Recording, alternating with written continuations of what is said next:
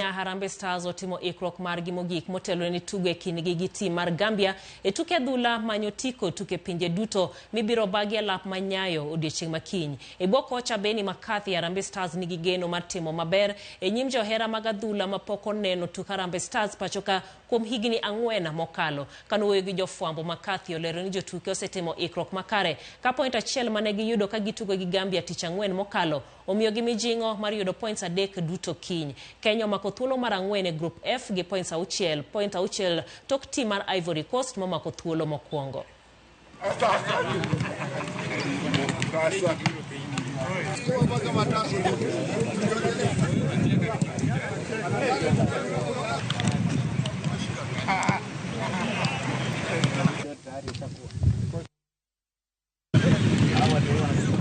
Preparation is going on well. Everyone is ready to go for tomorrow. And I think the fact that we are playing at home, it gives us an oomph going into the game. So, yeah, I think everyone is ready. We're still in with a chance, and there is a likelihood of qualifying for the best second place.